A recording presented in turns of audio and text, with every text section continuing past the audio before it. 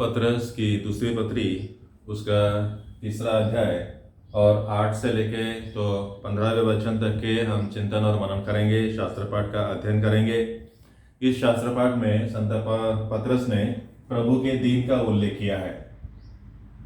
प्रभु का दिन,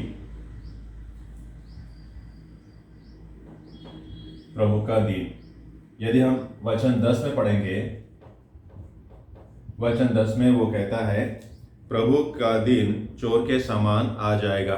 तो यहाँ पर जो प्रभु का दिन है उसके बारे में बताया है। हम देखते हैं प्रभु के दिन के बारे में हम हमेशा सुनते रहते हैं।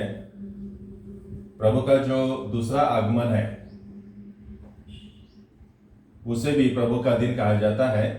और प्रभु के दिन के बारे में, प्रभु के दूसरे आगमन के बारे में जो विश्वासी है उनके अलग अलग विचार है।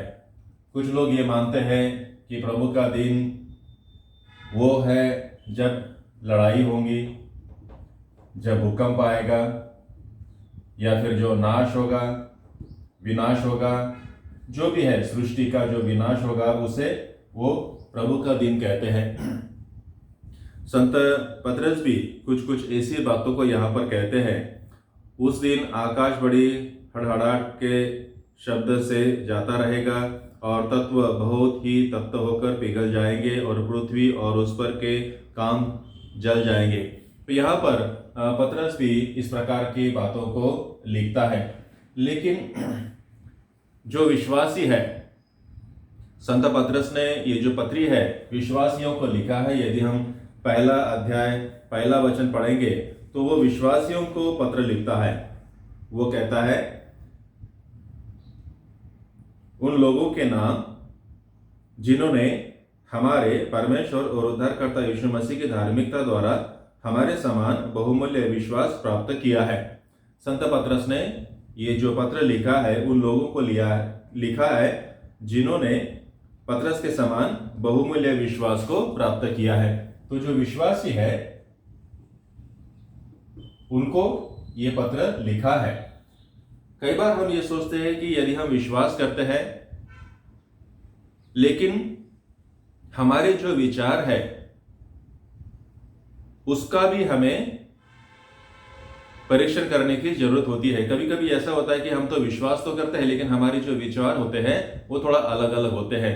जैसे काफी विश्वासी है जो ये मानते हैं कि प्रभु का दिन आने वाला है और फिर लड़ाइयाँ होंगी, भूकंप हो जाएगा और सारी सृष्टि का विनाश हो जाएगा। इस विचार के भी कुछ विश्वासी लोग हैं। लेकिन ये जो सृष्टि है जिसके विनाश के बारे में कुछ लोग कहते हैं उसके बारे में हमें थोड़ा सोचना है। पहले तो यह कि यदि हम उत्पत्ति की किताब उससे पढ़ेंगे, पहला अध्याय दूसरा अध्याय, तो यहां पर लिखा है कि परमेश्वर ने क्या किया है, सारी सृष्टि की निर्मिति की है। और जब निर्मिति की है तो परमेश्वर ने क्या कहा, सब कुछ क्या है, अच्छा है। जब परमेश्वर ने सृष्टि की निर्मिति की तो वो अच्छा है। उसके बाद में हम देखते हैं कि जो यूहन्ना है जिसने सुसमाचार लिखा है, पहले अध्याय और पहले वचन एक दो वचन में कहता है कि आरंभ में शब्द था, शब्द परमेश्वर के साथ था और शब्द परमेश्वर था। और जो कुछ हम देखते हैं, जो सृष्टि में हम देखते हैं, वो सब कुछ उसके द्वारा निर्माण किया गया है। परमेश्वर ने, प्रभु के द्वारा ये सारी चीजें निर्माण की गई है। यदि हम कुलुसियों की पत्री पढ़ेंगे, संत पौलुस ने कुलुसियों की पत्री जो है उसमें भी वो देखिए क्या कहता है, पहला अध्याय और 16वां वचन।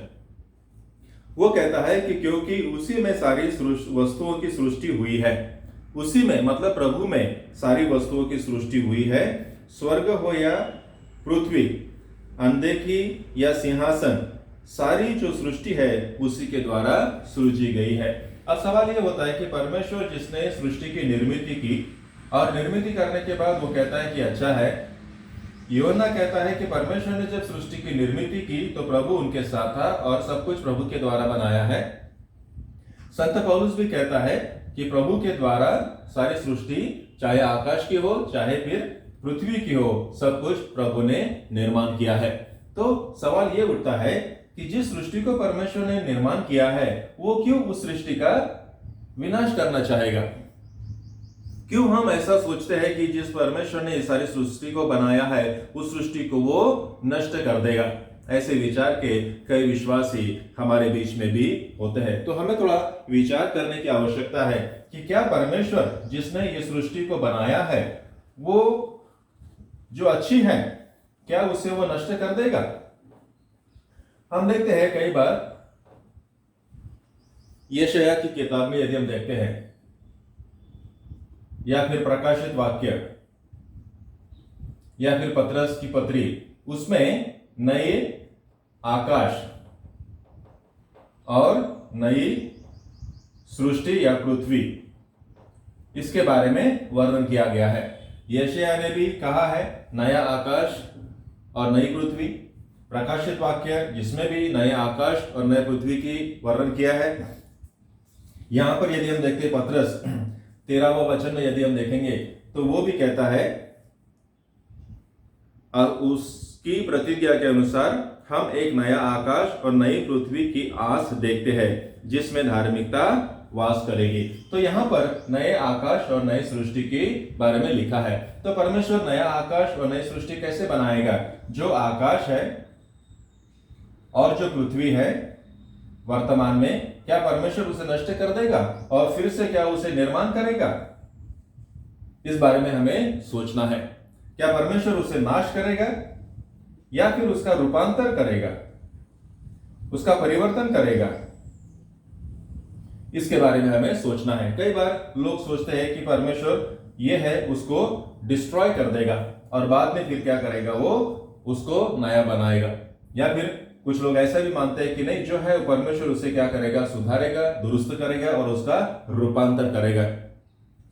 तो नए आकाश और नए पृथ्वी के बारे में, प्रभु के दिन के बारे में हमारे क्या विचार है, इसके बारे में हमें थोड़ा आत्म परीक्षण करने की जरूरत है। कई बार हम विश्वास तो करते हैं लेकिन इसका मतलब ये नहीं कि हम सर्वज्ञानी हो जाते हैं। यदि हम परमेश्वर पर विश्वास करते हैं तो हमें सारी चीजों की जानकारी होती है, ऐसा नहीं है। हमें भी अध्ययन करना पड़ता है, हमें भी चिंतन और मनन करना पड़ता है।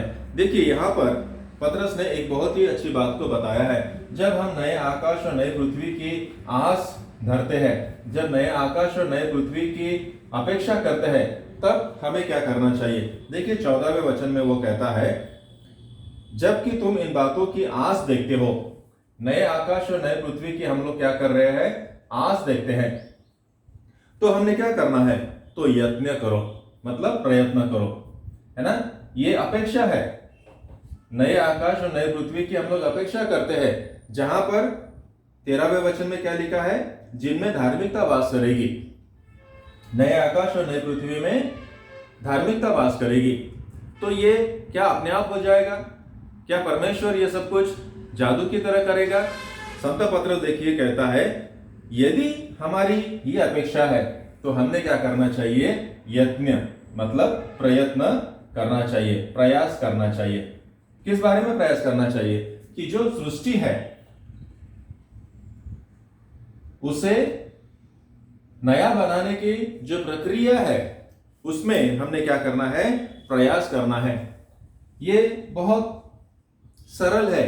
किसी चीज का नाश कर देना या उसका विनाश कर देना, उसको नष्ट कर देना। लेकिन जो चीज बनी हुई है, यदि उसमें कुछ गड़बड़ी है तो हम क्या करते हैं? एक तो हम उसे फेंक देते हैं या फिर उसको हम रिपेयर करते हैं। तो हमने क्या करना चाहिए? हमने प्रयत्न करना चाहिए कि जो सृष्टि में जो गड़बड़ी है, हम देखते हैं पर्यावरण की समस्या है, पानी की समस्या है, जमीन की समस्या है, जंगल काटे जाते हैं जिसके कारण पर्यावरण का संतुलन बिगड़ता जाता है। तो हमने क्या करना है? क्या हमने सृष्टि को नष्ट करना है या फिर से अपेक्षा करना है कि परमेश्वर ये जो पृथ्वी है इससे भी बड़ी पृथ्वी बनाएगा और फिर पौधे लगाएगा और फिर पहाड़ों को निर्माण करेगा और फिर नदियां उसमें से बहेगी? या फिर जो वर्तमान में है, जो हालात है, क्या हम उससे सुधार सकते हैं? झाड़ काटे जाते हैं तो क्या हम झाड़ लगाने का प्रयास कर सकते हैं? पानी जो दूषित होता है, क्या हम उसे शुद्ध करने का प्रयास करते हैं? तो हमने ये प्रयास करना है। यदि हमारी अपेक्षा है नए आकाश और नए पृथ्वी की, तो हमने उस दिन का इंतजार नहीं करना है जब सब कुछ नष्ट हो जाएगा, बल्कि हमने प्रयास करना है कि जो कुछ है उसे हम कैसे अच्छा बना सकते हैं। जो भी कंस्ट्रक्ट किया गया है उसे हम क्या करें, अनकंस्ट्रक्ट और रिकंस्ट्रक्ट। जैसे कंप्यूटर में अनडू और रीडू होता है। तो जो कुछ परमेश्वर ने निर्माण किया है और मनुष्य की गलती के कारण ये पर्यावरण की समस्या निर्माण हुई है, जिसके कारण हम बहुत सारी समस्या होती है, तो हमारा कर्तव्य क्या बनता है कि हम लोग उसमें क्या करें, सुधार ना करें। तो केवल हम आस ना करें, केवल हम अपेक्षा ना करें, बल्कि प्रयत्न करें प्रभु के दिन की जो लोग राह देख रहे हैं, उस राह देखते समय हम लोग प्रयास करें कि ये जो पृथ्वी है ये कैसे रूपांतरित हो जाए, ये कैसे पहले जैसी बन जाए, ये कैसे अच्छी तरह से बन जाए, इसके बारे में हमने विचार करने की आवश्यकता है।